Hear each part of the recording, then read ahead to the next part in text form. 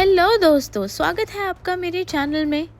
आज हम आपको जिस मूवी की कहानी बताने जा रहे हैं उसका नाम है rebel moon part 1 a child of fire. दोस्तों, इसकी IMDb रेटिंग है 5.7 और ये हाल फिलहाल में ही रिलीज़ हुई है और नेटफ्लिक्स में अभी नई आई है और ये नेटफ्लिक्स में टॉप 10 में ट्रेंड कर रही है। दोस्तों, कहानी की शुरुआत में हमें बताते हैं कि हमारे इस ब्रह्मांड में मदर वर्ल्ड का राज है और वो एक के बाद दूसरे प्लैनेट्स को अपने किंगडम में इंक्लूड करते जा रहे हैं। दोस्तों, ये भी बताया जा रहा है कि मदर वर्ल्ड के योद्धा बहुत ही क्रूअल और ब्रूटल हैं। दोस्तों, ये भी बताया जाता है कि मदर वर्ल्ड का राज जिनके हाथ में था, किंग और क्वीन, उनको उन्हीं के जनरल ने बहुत ही बेरहमी से मार दिया और पूरे शासन को हथिया लिया, जिसका नाम है बिलसेरियस। वो बहुत ही ज्यादा खतरनाक और पत्थर दिल इंसान है। जो भी उसके सामने घुटने नहीं टेकता उसको बहुत बेरहमी से मार देता है। और अब शासन में बैठने के बाद वो हर प्लैनेट में अपने सोल्जर्स को भेज रहा है ताकि सारे प्लैनेट्स उनके सामने घुटने टेक दे और वो अपना किंगडम एक्सपैंड करता रहे। दोस्तों, अब एक ग्रह को दिखाते हैं जहाँ पर एक लड़की फार्मिंग कर रही है, उसका नाम है कोरा। और फिर देखते हैं कि वहाँ के लोग एक बहुत बड़ी दावत कर रहे हैं। अब कोरा भी वहाँ पर जाती है। वहाँ पर एक हंटर आया था जिसकी नज़र कोरा पर थी, पर कोरा उसमें इंटरेस्टेड नहीं थी। अब जब कोरा अपने घर जाती है तो वहाँ पर उसे एक बूढ़ा आदमी मिलता है। एक्चुअली में वो बूढ़ा आदमी ही कोरा को बचाकर उस प्लैनेट पे लाया था। कोरा उसको बहुत ही बुरी जख्मी हालत में किसी स्पेसशिप के नीचे दबी हुई मिली थी। वो बूढ़ा आदमी कोरा को बोलता है कि ये सही टाइम है कि वो अपना घर एक अच्छा सा इंसान देकर बसा ले, पर कोरा कहती है कि वो सिर्फ जंग के लिए बनी है और प्यार उसकी किस्मत में नहीं है। अब हमें अगले दिन का सीन दिखाया जाता है जहाँ पर कोरा और कुछ दूसरी लड़कियाँ खेती कर रही हैं। तभी उन्हें एक स्पेसशिप दिखाई देती है और कोरा भागकर उनके मुखिया के पास जाती है जिसका नाम था सेंड्री, और वो उसे बताती है कि मदर वर्ल्ड के सोल्जर्स इनके प्लैनेट्स में भी आ चुके हैं। कोरा सेंड्री और दूसरे लोगों को वार्न करती है कि वो इस ग्रह पर उपजी खेती के बारे में उन्हें बिल्कुल भी ना बताएं, क्योंकि अगर उन्हें पता चल गया तो वो सारी खेती यानी सारी फसल लूट कर ले जाएंगे और उन्हें मरता हुआ छोड़ जाएंगे, क्योंकि मदर वर्ल्ड के सोल्जर्स बहुत ही ज्यादा क्रूअल हैं और वो किसी के बारे में नहीं सोचते। पर वही खड़ा एक आदमी गनर, जिसने पिछली बार इनकी उपजी फसल को रेबेल्स को 3 गुना दाम में बेच दिया था। वो कहता है कि शायद ये उनके लिए फायदेमंद है क्योंकि वो उन्हें मुंह मांगे दाम देंगे। पर कोरा उन्हें वार्न करती है कि अगर उन्हें पता चल गया कि यहाँ पर अच्छी फसल उगती है तो वो दाम देना तो दूर बल्कि उनके हिस्से की फसल भी छीन कर ले जाएंगे। सैंड्री गनर से बोलता है कि वो उनके आगे कुछ मत बोले, वो उन लोगों को संभाल लेगा। अब जब वो स्पेसशिप नीचे उतरती है तो उनमें से कई सोल्जर्स निकलते हैं जिनके लीडर का नाम था नोबल। वो सैंड्री को बहुत अच्छे से मिलता है और सैंड्री उसे अपने साथ उनके खेमे में लेके जाता है ताकि वो एक एक जाम ले सके। वहाँ पर नोबल सैंड्री से उनकी खेती के बारे में पूछता है, पर सैंड्री उन्हें बोलता है कि वहाँ पर सूखा है और वो अपने लायक ही खेती नहीं उगा पा रहे। तब जब सब इकट्ठा होते हैं, नोबल सबसे पूछता है कि खेती का इंचार्ज कौन है। तब गनर सामने आता है और वो नोबल को ये बताता है कि उनकी खेती इतनी है कि उनके पास रखने की जगह नहीं है। तभी नोबल को गुस्सा आ जाता है, कहता है कि उससे झूठ क्यों बोला गया। तभी वो अपना डंडा उठाता है और सैंड्री को लगता है कि वो गनर को मारने वाला है, पर वो आखिरकार गनर को नहीं बल्कि सैंड्री को मार देता है, क्योंकि उसे पता चल जाता है कि सैंड्री ने उसे झूठ बोला था। अब सब ये देखकर परेशान हो जाते हैं। नोबेल गनर को बोल के जाता है कि उसे 9 हफ्तों में 12 टन अनाज चाहिए उनके सोल्जर्स के लिए। तभी ये सुनकर लोग बहुत परेशान हो जाते हैं और उन्हें बोलते हैं कि 13 टन अनाज तो वो टोटल उगाते हैं, उनके लोग भूखे मर जाएंगे। पर नोबेल कोई बात नहीं सुनता। वो कहता है कि अगर उसे 12 टन अनाज 9 हफ्तों में नहीं मिला तो वो सब लोगों को मार देगा। ऐसा कहकर वो वहाँ से चला जाता है। सब लोग परेशान थे कि वो क्या करेंगे। तभी कुछ लोग बोलते हैं कि उन्हें दिन रात मेहनत कर अब ज्यादा अनाज उगाना पड़ेगा। तभी हम देखते हैं कि कोरा अपना सामान पैक कर रही है और जा रही है। तभी वो बूढ़ा आदमी उसे बोलता है कि वो भाग क्यों रही है, ये सारे उसी के लोग हैं। पर कोरा उन्हें बताती है कि वो इन लोगों को मरता हुआ नहीं देख सकती और ना ही इनके साथ मर सकती है, इसलिए वो वहाँ से जा रही है। जैसे ही वो जाने वाली होती है तभी उसे एक लड़की की आवाज़ सुनाई देती है। एक्चुअली में नोबल अपने कुछ सोल्जर्स को छोड़ कर गया था ताकि वो इन पर नजर रख सके। वो लोग एक लड़की को जबरदस्ती उठा लेते हैं और उसका रेप करने की कोशिश करते हैं। पर उन्हीं सोल्जर्स में से एक सोल्जर था जिसे वो लड़की पसंद थी। वो उन लोगों का डटकर मुकाबला करता है ताकि वो उस लड़की को चोट ना पहुंचाए। पर तभी कोरा आ जाती है और उन लोगों को एक एक करके मारती है। पर तभी उनमें से कुछ लोग कोरा को भी पकड़ लेते हैं। अब हमें थोड़ी देर पहले दिखाया था कि इन सोल्जर्स के साथ एक रोबोट सोल्जर भी आया था जो किंग और क्वीन के टाइम का है। पर क्योंकि किंग और क्वीन को किसी ने बहुत बेरहमी से मार दिया तो उनके दिल में लड़ने की चाह ही खत्म हो गई थी। पर इस लड़की ने, जिसका रेप वो सोल्जर्स करने वाले थे, उसने उनसे बहुत अच्छे से बात करी और बहुत प्यार और अफेक्शन दिखाया, जिसकी वजह से वो भी अब उस लड़की को बचाने आ जाता है और उन सोल्जर्स को मार देता है। अब कोरा डिसाइड करती है कि वो भागेगी नहीं बल्कि उनका मुकाबला करेगी। अब वो ऐसे सोल्जर्स की तलाश में निकल जाती है जो उसका साथ दे। वो गनर को भी अपने साथ लेती है क्योंकि उसने कुछ रिबेल्स को फसल बेची थी पिछले साल और वो जानता था कि वो रिबेल्स कहाँ मिलेंगे। अब जब वो जा रहे होते हैं तो कोरा उसे अपनी कहानी सुनाती है कि कैसे बेलिसेरियस और उसके आदमी उनके ग्रह पर आए और सबको मार दिया, यहाँ तक कि उसकी पूरी फैमिली को। पर किसी वजह से उसे छोड़ दिया और वो अपने साथ ले गया और उसे ट्रेन किया ताकि वो उन्हीं के साथ उन्हीं के लिए लड़ सके। वो ये भी बताती है कि वहाँ पर उसे एक सोल्जर से प्यार भी हो गया था पर एक लड़ाई में वो मारा गया। खैर, अब दोनों एक सिटी में जाते हैं जिसका नाम था एल्डेड। वहाँ पर गनर ने एक आदमी से मिलना था।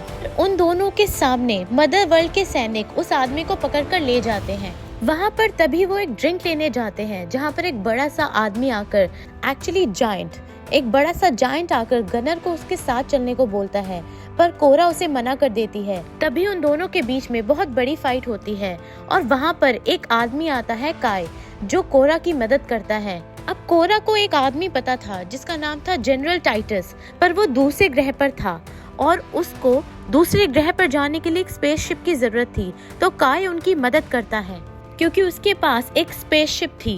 पर काय उसके बदले में पैसे चाहता था। अब कोरा काय को बोलती है कि उनके पास पैसे तो नहीं है पर अनाज है जो उसे उसके बदले में दे सकते हैं। अब काय इसके लिए मान जाता है। पर जब वो जा रहे होते हैं तो कोरा उसे सब कुछ बताती है कि 9 हफ्तों में उसके ग्रह पर मदर वर्ल्ड के लोग आने वाले हैं और उन्होंने एक आर्मी तैयार करनी है ताकि वो उससे लड़ सके। तब काय बोलता है कि वो तादाद में बहुत ज़्यादा होंगे और सिर्फ 1 या 2 से काम नहीं चलेगा, उसको बहुत सारे योद्धा की ज़रूरत पड़ेगी। और काय कुछ ऐसे लोगों को जानता है जो उनके काम आ सकते हैं।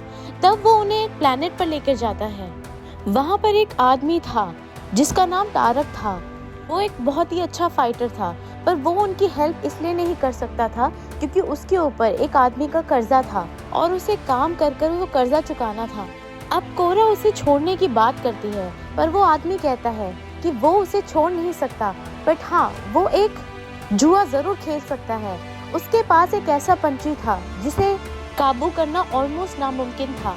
अब वो आदमी कोरा और उसके साथियों को बोलता है कि अगर तारक ने उसे काबू कर लिया तो वो तारक को छोड़ देगा, वरना उन सबको भी बंदी बना लेगा। अब कोरा तारक से पूछती है कि क्या वो उस पंछी को अपने काबू में कर सकता है, तो तारक कहता है कि वो ये कर लेगा और तारा इस चीज के लिए मान जाती है। अब तारक अपनी जी जान लगाकर उस पंछी को काबू करने की कोशिश करता है पर उसे काबू करना इतना भी आसान नहीं था। वो उससे बात करता है और उसे बताता है कि वो दोनों ही कैद में हैं और दोनों ही एक फ्री लाइफ चाहते हैं। कहीं ना कहीं वो पंछी तारक की बात समझता है और वो उसे काबू कर लेता है। तब उस आदमी को तारक को रिलीज करना ही पड़ता है और जब वो जा रहे होते हैं तब वो देखते हैं कि वही आदमी उस पंछी के ऊपर बैठकर उसकी सवारी करने वाला होता ही है कि वो पंछी उसे बड़ी दर्दनाक मौत दे देता है। जिसे देखकर कहीं न कहीं तारक खुश था। अब काय उसे एक और औरत के पास लेकर जाता है जिसका नाम था नेमेसिस। वो भी हमेशा से मदर वर्ल्ड के खिलाफ रही है, पर पहले वो कोरा और उसके साथियों का साथ देना नामंजूर कर देती है। पर तभी हम देखते हैं कि एक औरत उसके पास आती है और बोलती है कि एक खूंखार मकड़ी उसके बच्चे को उससे छीन कर ले गई है। ये सुनकर नेमेसिस बहुत गुस्सा हो जाती है और सीधा उस मकड़ी के पास चली जाती है। वहाँ वो मकड़ी उसे बताती है कि कितनी बार इंसानों की वजह से उसके बच्चे मरे हैं, इसलिए वो भी अब इंसानों से बदला लेगी और उनके बच्चों को मारेगी। ये बात नेमेसिस को पसंद नहीं आती और जब मकड़ी उस बच्चे को छोड़ने से मना कर देती है तो वो उससे लड़ने का फैसला करती है और उसका बहुत डट कर मुकाबला करती है और अंत में वो मकड़ी को मार देती है। इसमें गुन्नार भी उसकी मदद करता है। वो बच्ची को साइड में लेके जाता है ताकि उस बच्ची को चोट ना आ जाए। अब नेमेसिस उन लोगों का साथ देने को राजी हो जाती है और वो जनरल टाइटस को ढूंढने निकल चलते हैं। अब जाते वक्त ये दिखाते हैं कि कोरा गुन्नार को प्रिंसेस एशा के बारे में बताती है, मदर वर्ल्ड के राजा और रानी की बेटी जिनके पास कुछ सुपर पावर्स थी और वो एक मरे हुए जीव को जिंदा कर सकती थी। वो ही थी जो इस ब्रह्मांड में शांति और अमन फैला सकती थी और कोरा ने उनकी ये ताकत अपनी आंखों से देखी थी। पर वही बेलसेरियस ने राजा और रानी के साथ प्रिंसेस ईशा को भी मारकर उनकी आखिरी उम्मीद खत्म कर दी। अब जब वो दूसरे ग्रह पर पहुंचते हैं तो वो देखते हैं कि जनरल टाइटस नशे में धुत पड़ा है, उसे अपना तो कोई होश है ही नहीं। तब कोरा वहां पर उससे बात करती है। वो कुछ सोल्जर्स को जनरल टाइटस को नहला धुलाकर होश में लाने को बोलती है और उनसे अंततः जाकर बात करती है। पहले तो जनरल टाइटस मना कर देता है, पर फिर कोरा उसे बताती है उनकी मजबूरी कि कितने लोगों की जान खतरे में है और यही मौका है कि वो मदर वर्ल्ड से अपना बदला भी ले सकता है। तब जनरल टाइटस मान जाता है और उनके साथ चलने को राजी हो जाता है। अब वो लोग एक और प्लेनेट पर जाते हैं जहाँ पर उन्हें वो रिबेल्स मिलते हैं जिन्हें गुन्नार ने उनका अनाज बेचा था और नोबल और उसके आदमी भी ढूंढ रहे थे। दो लोग थे, ब्लड एक्स और डेवरा। वो दोनों भाई बहन थे। उनके पास बहुत ही नई टेक्नोलॉजी के हथियार थे और स्पेसशिप्स थी जो कि उनकी हेल्प कर सकती थी मदर वर्ल्ड के लोगों से लड़ने में। कोरा उनसे मदद की फरियाद करती है, पर दोनों भाई बहन थे और उन दोनों के ख्याल डिफरेंट थे। ब्लड एक्स उनकी मदद करने के लिए मान जाता है, वही देवरा कुछ अपने आदमियों को लेकर वहां से निकल जाती है। अब काय कोरा से बोलता है कि उसकी स्पेसशिप का फ्यूल खत्म हो चुका है और उसे एक जगह कोई सामान की डिलीवरी करनी है ताकि वो पैसे भी कमा सके। उन्हें अभी निकलना होगा, पर वो जिस जगह उन सबको ले जाता है वहाँ पर वो मदर वर्ल्ड के सोल्जर्स को पहले ही बुला लेता है क्योंकि काय धोखा करने वाला होता है। उसे मदर वर्ल्ड के सैनिकों से अच्छी कीमत मिलती है इस इंफॉर्मेशन की। वहाँ पर नोबल और उसके लोग पहले ही आ चुके थे और वो उन लोगों को पकड़ लेते हैं। सब हैरान हो जाते हैं क्योंकि वो ये एक्सपेक्ट नहीं कर रहे थे कि काय उन्हें धोखा देगा। अब काय गुन्नार को बोलता है कि वो कोरा को अपने हाथों से मारे, पर किसी तरह से गुन्नार उसे चकमा देकर काय को ही मार देता है। तभी बाजी पलट जाती है और सब लोग मदर वर्ल्ड के सोल्जर्स से लड़ने लगते हैं और उनका मुकाबला करने लगते हैं। पर मदर वर्ल्ड की एक बहुत बड़ी शिप थी जो ऊपर से उन पर हमला कर रही थी। ब्लड एक्स ये देख लेता है और अपने कुछ आदमियों को भेजता है, पर वहां पर पहुंचने से पहले ही मदर वर्ल्ड की स्पेसशिप ब्लड एक्स की शिप्स को उड़ा देती है और उनके आदमियों को मार देती है।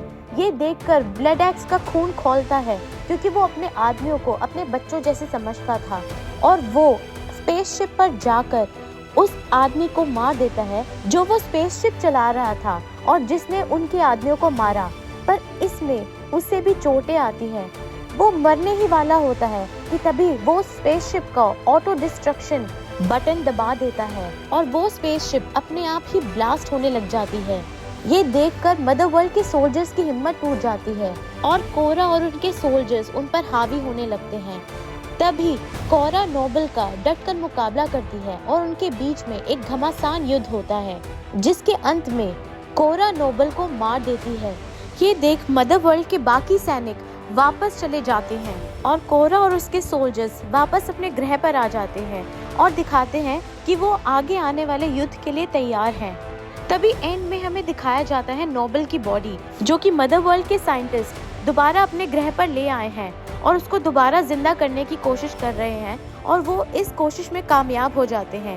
नोबल दोबारा जिंदा हो जाता है और बिलसेरियस नोबल से बोलता है कि वो जो मर्जी करके कोरा को उसके पास लाए ताकि वो सबके सामने उसे फांसी चढ़ा सके, और वो अगर ऐसा करने में नाकामयाब रहा तो बिलसेरियस कोरा के बजाय नोबल को वही सेम सजा देगा। और इसी के साथ ये कहानी यही खत्म होती है, जिसका पार्ट 2 दोस्तों जल्दी ही आएगा और हम उसकी भी एक्सप्लेनेशंस आपको यहीं पर देंगे। धन्यवाद।